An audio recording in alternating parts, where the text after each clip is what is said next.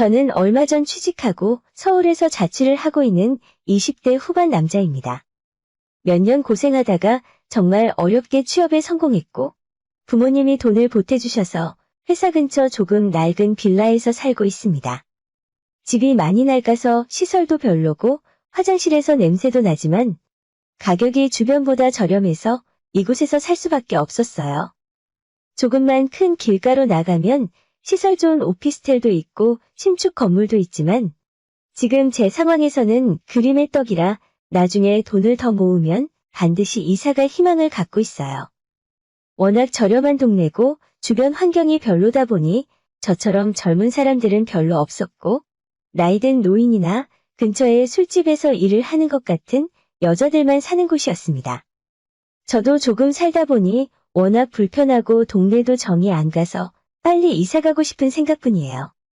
고향에는 여자친구도 있었기 때문에 술집 다니는 여자들에게는 눈길도 주지 않았고 나중에 방 2개짜리 집으로 이사가면 여자친구 불러다가 함께 살 계획이었죠.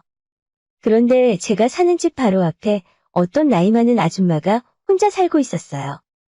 제가 처음 보는 사람이랑 잘 지낼 만큼 부침성 좋은 성격이 아니었기 때문에 앞집에 누가 사는지 별로 신경 안 쓰고 있었는데 제가 이사 오고 얼마 지나지 않아서 방문을 두드리는 소리에 나가보니 옆집 아줌마가 서 있더라고요. 어머 총각? 이번에 이사 왔나 보네? 나는 옆집에 사는 아줌마인데 이번에 반찬을 너무 많이 해서 이것 좀 먹어보라고 가져왔어.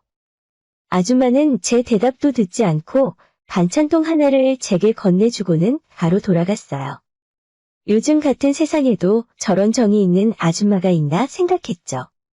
그 뒤로 인연이 되어서 마주치면 먼저 인사도 하고 적당히 친하게 지냈어요. 괜히 이웃 사는 사람끼리 안 좋게 지낼 필요 없다 싶었죠. 아줌마는 나이가 40대 후반이나 50대 초반으로 보였는데 가족은 없어 보이더라고요.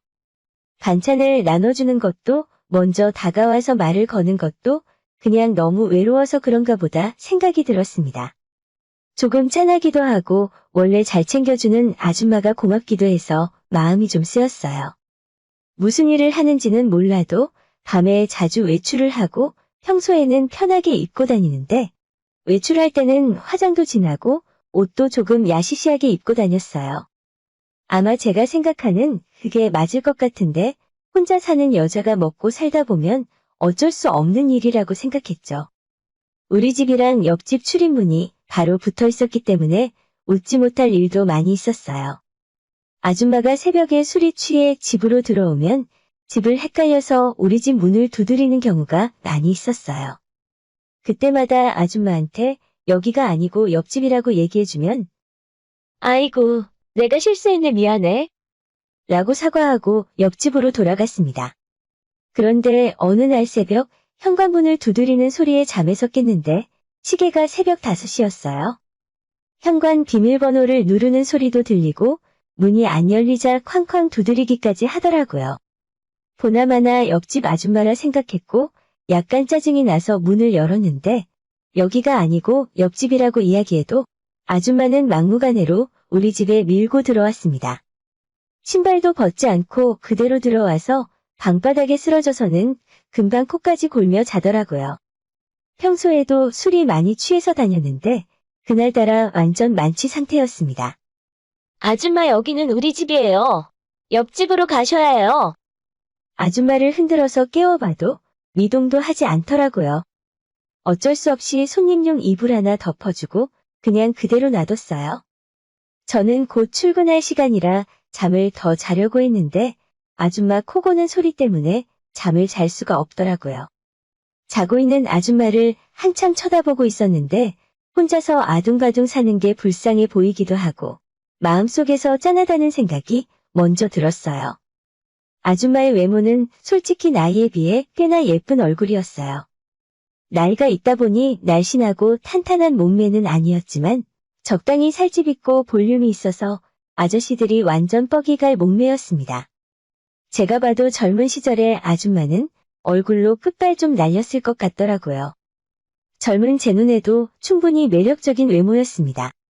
하지만 나이 차이도 있고 저는 고향에 여자친구가 있었기 때문에 뭔가 이성적으로 끌린다는 생각을 해본 적은 없던 것 같아요. 좋은 이웃사촌으로 외로운 사람들끼리 잘 의지하고 살아야겠다 생각했죠. 그런데 며칠 전 일이었어요. 제 방이 정말 더운데 에어컨을 틀지 않으면 버틸 수 없을 정도였습니다. 평소에 운동하는 것을 좋아했기 때문에 우통을 벗고 집에서 운동을 하고 있었어요. 옵션으로 달려있는 에어컨을 아무리 틀어도 크게 시원하다는 느낌은 안 들었지만 그마저 없었으면 아마 쪄 죽었을 것 같은 날씨였습니다. 한참 운동하고 있었는데 제 방에 초인종이 울리더라고요. 누군가 해서 나가봤더니 옆집 아줌마가 서 있었습니다. 온몸이 땀으로 범벅이 되어서 무슨 사우나에서 나온 줄 알았어요. 무슨 일이냐고 물어봤더니 집에 에어컨이 고장 났다고 하더라고요. 요즘 같은 날씨에 에어컨이 고장난 집에서 얼마나 더웠을까 싶어서 얼른 들어오라 했습니다. 냉장고에 있던 시원한 물도 꺼내줬는데 작은 물병 하나를 숨도 안 쉬고 원샷을 했어요. 이제서야 조금 살 것 같다며 웃고 있는 아줌마를 보니 저도 기분이 좋더라고요. 아줌마는 낮엔 너무 더워서 집에 도저히 있을 수가 없다면서 에어컨 수리기사가 내일 온다니까. 오늘만 해 떨어질 때까지 신세져도 되냐고 물었어요.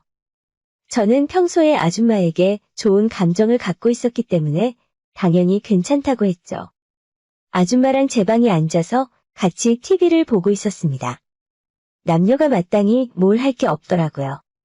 아줌마도 좀 뻘쭘했는지 자기가 신세지는 입장에서 치킨 쏜다고 하더니 치킨 2마리와 생맥주도 주문했어요. 그때가 아직 해가 중천이었는데 아줌마와 마주 앉아서 치킨에 맥주를 마시기 시작했습니다. 더운 날이라 그런지 시원한 생맥주가 쭉쭉 들어가더라고요. 저도 술 좋아하고 아줌마도 술을 참 잘 마셨어요. 먹다 보니 술이 모자라서 우리 집 냉장고에 있는 소주까지 다 털어먹고 그래도 부족해서 제가 편의점 가서 소주를 더 사와서 마셨습니다. 대낮부터 시작한 술자리는 해 떨어지고 어두워질 때까지 계속되었고 둘 다 만취 상태가 되어서 쓰러지듯 잠들었어요. 저도 자고 아줌마도 잠들었고 한참 자다 일어나니까 제 방 침대 위에 있더라고요. 옆에는 아줌마가 제 쪽을 바라보며 같이 누워 있었어요. 제 방 침대가 혼자 살다 보니 작은 싱글 사이즈였는데 아줌마가 떨어지지 않으려고 저를 끌어안고 딱 붙어서 자더라고요. 너무 더운 한여름이라 둘 다 옷도 얇게 입고 있었는데 온몸으로 아줌마를 느낄 수 있었습니다. 가까이서 보니 아줌마가 진짜 예쁘더라고요. 얼굴도 예쁘고 코도 예쁘고 입술도 도톰한 게 매력적이고 제 몸에 닿고 있는 아줌마의 모든 것이 매혹적으로 느껴졌어요. 한참 아줌마를 바라보고 있었는데 아줌마가 갑자기 눈을 뜨면서 저와 눈이 마주쳤어요. 그렇게 쳐다보니 느낌이 이상하네. 라고 아줌마는 수줍게 이야기했습니다. 제 방 침대 위에서 서로 끌어안고 있는 우리 둘은 뭔가 더 이상의 어떠한 말은 필요하지 않았습니다. 누가 먼저랄 것도 없이 같은 마음으로 입을 맞췄어요. 나이 차이는 우리에겐 중요한 문제가 아니었습니다. 날씨는 더웠지만 아줌마와 저는 더 뜨거웠어요. 그날 이후로 아줌마와 저는 자연스럽게 서로의 방을 오갔습니다. 별일 없으면 저녁도 같이 먹고 사람들 눈이 별로 없는 한밤중엔 같이 손잡고 산책도 다녔어요. 여자친구에겐 미안하지만 저는 바람 피운다고 생각하지 않아요. 제가 사랑하고 결혼할 사람은 당연히 여자친구고 아줌마와 저는 서로 타지에서 외로움을 달래주는 좋은 친구일 뿐입니다. 언젠가 아줌마와 저의 관계도 끝이 나겠지만 그때까지는 계속 지금처럼 좋은 관계로 지냈으면 좋겠네요. 오늘의 제 이야기는 여기까지입니다. 끝까지 들어주셔서 정말 감사드려요. 다들 행복하시고 좋은 하루 보내시길 바랍니다.